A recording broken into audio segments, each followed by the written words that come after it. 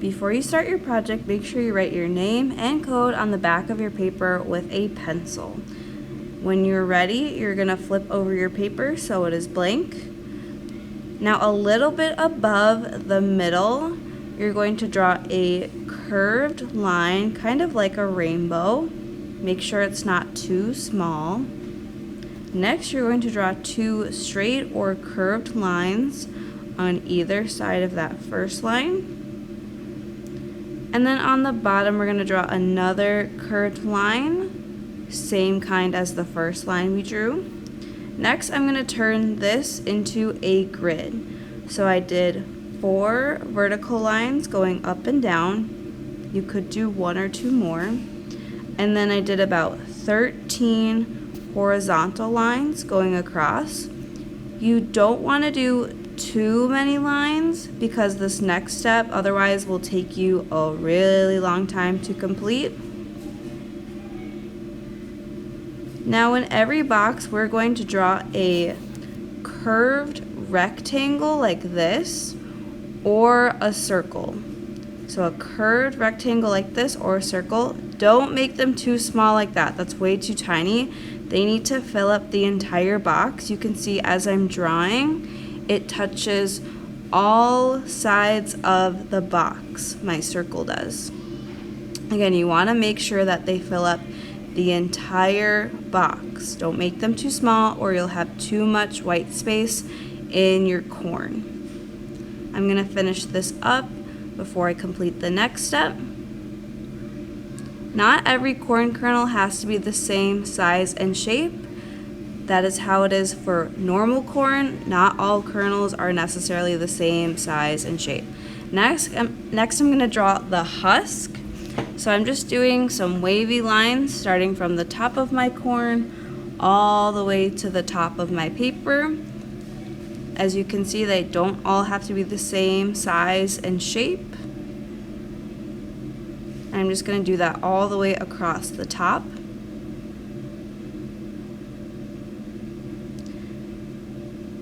After you're finished with this step, you're going to take a black oil pastel, not a Sharpie, a black oil pastel, and you're going to trace over all of your pencil lines. Please do this very carefully. Sometimes it's a little bit tricky to work with an oil pastel because they're kind of thicker, but again, just take your time. And that's also why we don't want to draw our circles or rectangles too small, because otherwise it is a little trickier. Next, I'm going to use these semi-moist tempera cakes. You don't need too much water with these semi-moist tempera cakes because they're already somewhat wet. So you just need a little bit of water. Make sure you wipe your brush on the side. And then I'm using cool colors for the inside of my corn, and I'm just randomly painting some kernels all over my corn. I'm not doing like a specific pattern, but you could, if you want to, you could do an ABC pattern, whatever you decide. You can see here I'm not adding too much water, again, to my semi-moist tempera cake because I don't need too much. They're already wet.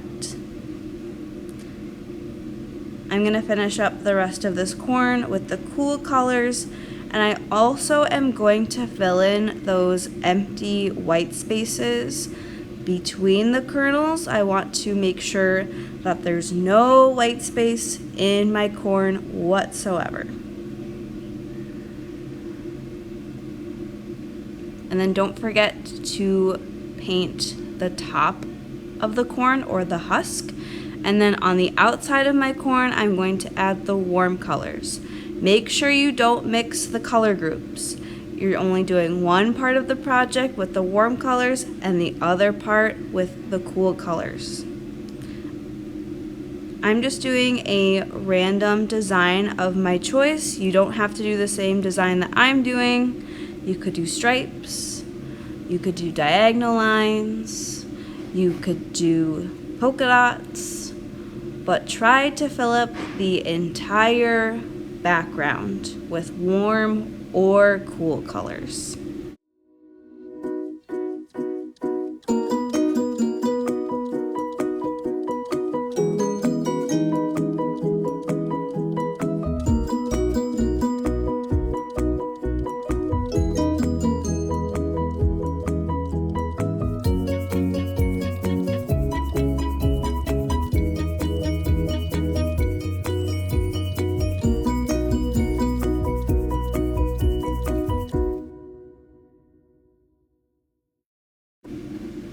Here's my project when it's all done, and then I also wanted to show you an example of warm corn with a cool background.